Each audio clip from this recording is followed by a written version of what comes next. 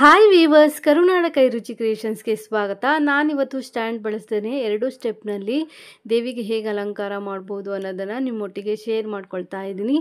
ಮೊದಲಿಗೆ ಸೀರೆಯನ್ನು ನಾವಿಲ್ಲಿ ಹಾಡಿಕೊಂಡು ಪ್ಲೀಟ್ಸನ್ನು ಮಾಡ್ಕೋಬೇಕಾಗತ್ತೆ.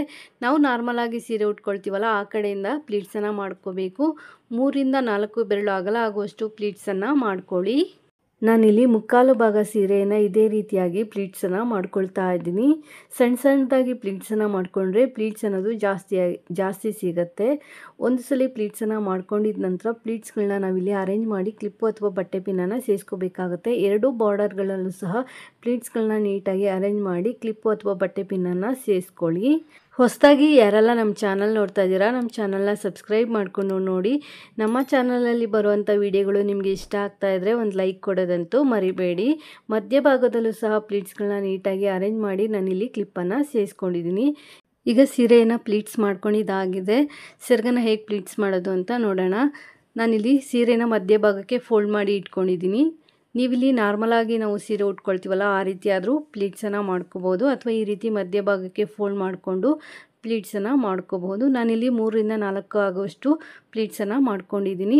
ಸಣ್ಣದಾಗಿ ಪ್ಲೀಟ್ಸನ್ನು ಮಾಡ್ಕೊಳ್ಳಿ, ಸೆರಗು ಚೆನ್ನಾಗಿ ಬರುತ್ತೆ. ಅಥವಾ ಮೀಡಿಯಮ್ ಆಗಾದರೂ ಪ್ಲೀಟ್ಸನ್ನು ಮಾಡ್ಕೋಬೋದು.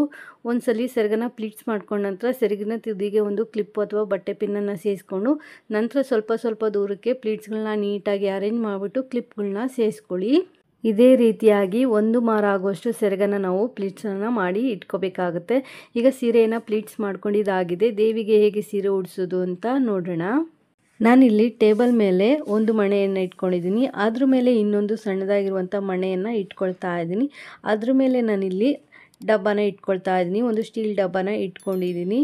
ಈ ರೀತಿ ಹೈಟ್ಗೆ ತಕ್ಕಂತೆ ನಾವು ಡಬ್ಬಗಳನ್ನ ಅಥವಾ ಪೀಠನ ಇಟ್ಕೋಬೇಕಾಗತ್ತೆ. ನಾನಿಲ್ಲಿ 2 ಪೀಠ ಇಟ್ಕೊಂಡಿದ್ದೀನಿ. ನೀವು ಒಂದೇ ಪೀಠ ಇಟ್ಕೊಂಡು ಉದ್ದಗಿರೋ ಡಬ್ಬನ ಇಟ್ಕೋಬಹುದು.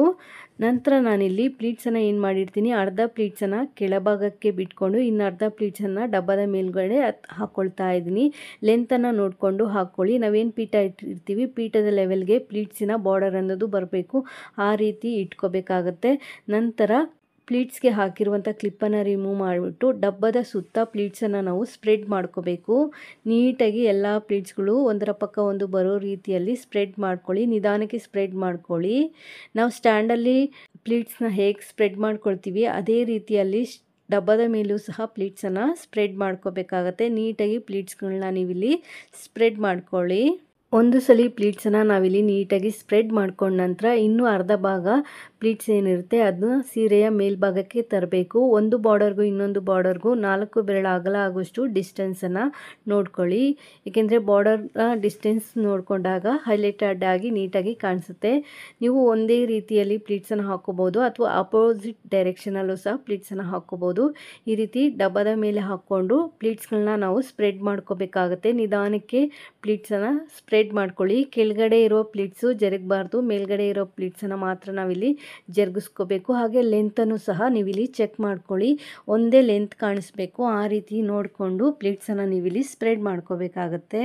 ಎಕ್ಸ್ಟ್ರಾ ಇರುವ ಸೀರೆ ಲೆಂತನ್ನು ಡಬ್ಬದ ಒಳಗಡೆ ನಾವಲ್ಲಿ ಸೇರಿಸ್ಕೋಬೇಕು. ಹಾಗೆ ಪ್ಲೀಟ್ಸ್ಗಳು ನೀಟಾಗಿ ಕಾಣಿಸ್ಬೇಕು. ಒಂದ್ಸಲಿ ನಿಂತ್ಕೊಂಡು ನೋಡಿದ್ರೆ ಮತ್ತೆ ನಿಂತ್ಕೊಂಡು ನೋಡಬೇಕು. ಆ ರೀತಿಯಲ್ಲಿ ನೀಟಾಗಿ ಪ್ಲೀಟ್ಸನ್ನು ಸ್ಪ್ರೆಡ್ ಮಾಡ್ಕೋಬೇಕು. ಅದಾದಮೇಲೆ ಅಕ್ಕಿ ತುಂಬಿಸಿರುವಂಥ ತಟ್ಟೆಯನ್ನು ಡಬ್ಬದ ಮೇಲೆ ಇಟ್ಕೋಬೇಕು. ಡಬ್ಬಕ್ಕೆ ಸರಿ ಹೊಂದುವಂಥ ತಟ್ಟೆಯನ್ನು ಇಟ್ಕೊಳ್ಳಿ. ಹಾಗೆ ಅದಕ್ಕೆ ಹೊಂದುವಂಥ ಬಿಂದಿಗೆಯನ್ನು ನೀವಿಲ್ಲಿ ತಗೊಳ್ಳಿ. ನಾನಿಲ್ಲಿ ತಟ್ಟೆ ಮೇಲೆ ಬಿಂದಿಗೆಯನ್ನು ಇಟ್ಕೊಂಡಿದ್ದೀನಿ. ಬಿಂದಿಗೆಗೆ ಆಲ್ರೆಡಿ ಕಡ್ಡಿಯನ್ನು ಕಟ್ಟಿ ಬ್ಲೌಸ್ ಪೀಸಿಂದ ಕವರ್ ಮಾಡಿ ಕೈಗಳನ್ನ ಸೇರಿಸ್ಕೊಂಡಿದ್ದೀನಿ. ಕೈ ಇಲ್ಲಿ ಬೇಕು ಅಂದರೆ ಹಾಕ್ಕೋಬೋದು, ಇಲ್ಲಾಂದರೆ ಹಾಕ್ತಿರೋನು ಸಹ ಅಲಂಕಾರನ ಮಾಡ್ಕೋಬೋದು. ನಂತರ ಸೆರಗನ್ನು ನಾವು ನಾರ್ಮಲಾಗಿ ಹೇಗೆ ಸೆರಗು ಹಾಕ್ಕೊಳ್ತೀವಿ ಆ ರೀತಿಯಲ್ಲಾದರೂ ಹಾಕ್ಕೋಬಹುದು, ಅಥವಾ ವಿ ಶೇಪಲ್ಲಾದರೂ ಹಾಕ್ಕೋಬೋದು. ನಾನಿಲ್ಲಿ ನಾರ್ಮಲಾಗಿ ನಾವು ಸೀರೆ ಸೆರಗನ್ನು ಹಾಕ್ಕೊಳ್ತೀವಲ್ಲ ಅದೇ ರೀತಿಯಾಗಿ ಬಲಗಡೆಯಿಂದ ತೊಗೊಂಡೋಗಿ ಎಡಗಡೆ ಭುಜದ ಮೇಲೆ ಹಾಕಿ ಮತ್ತೆ ಬಲಗಡೆ ಭುಜದಿಂದ ಮುಂದ್ಗಡೆಗೆ ಸೆರಗನ್ನು ಹಾಕಿಬಿಟ್ಟು ಅಲ್ಲಿ ಒಂದು ಎಕ್ಸ್ ಥರ ಶೇಪನ್ನು ಕೊಟ್ಕೊಂಡು ನಂತರ ದೇವಿಯ ಸೊಂಟಕ್ಕೆ ಡಾಬನ್ನು ಸೇರಿಸ್ಕೊಂಡು ಒಡವೆಗಳನ್ನ ಸೇರಿಸ್ಕೊಳ್ತಾ ಇದ್ದೀನಿ. ದೇವಿಗೆ ಅಂತ ಇಟ್ಕೊಂಡಿರುವಂಥ ಒಡವೆಗಳನ್ನ ಸೇರಿಸ್ಬಿಟ್ಟು ದೇವಿಯನ್ನು ಅಲಂಕರಿಸಿ ಕಳಶದ ಬಿಂದಿಗೆಗೆ ನಿಮ್ಮ ಪದ್ಧತಿಯ ಪ್ರಕಾರ ನೀರು ಅಥವಾ ಅಕ್ಕಿಯನ್ನು ಸೇರಿಸ್ಕೋಬೋದು. ಮಾವಿನೆಲೆ ವೀಳ್ಯದೆಲೆ ಇಟ್ಟು ತೆಂಗಿನಕಾಯಿ ಇಟ್ಟು ದೇವಿಗೆ ಮುಖಪದ್ಮವನ್ನು ಹಾಕಿ ಹೂಗಳಿಂದ ದೇವಿಯನ್ನು ಅಲಂಕರಿಸಿ ಭಕ್ತಿ ಮತ್ತು ಶ್ರದ್ಧೆ ನಿಷ್ಠೆಯಿಂದ ದೇವಿಯನ್ನು ಆರಾಧಿಸಿ ಪೂರ್ತಿಯಾದ ಅಲಂಕಾರ ಆದ ನಂತರ ನೀವಿಲ್ಲಿ ದೇವಿಯನ್ನು ನೋಡ್ಬೋದು. ದೇವಿ ಹೇಗೆ ಕಾಣಿಸ್ತಾ ಇದ್ದಾರೆ ಅಂತ ಹೇಳಿ. ಈ ವಿಡಿಯೋ ಇಷ್ಟ ಆದರೆ ಒಂದು ಲೈಕ್ ಕೊಡಿ. ಹೊಸದಾಗಿ ಯಾರೆಲ್ಲ ಚಾನಲ್ ನೋಡ್ತಾ ಇದ್ದಾರೆ ಚಾನಲ್ನ ಸಬ್ಸ್ಕ್ರೈಬ್ ಮಾಡ್ಕೊಂಡು ನೋಡಿ. Thanks for watching this video. Take care. Have A nice day.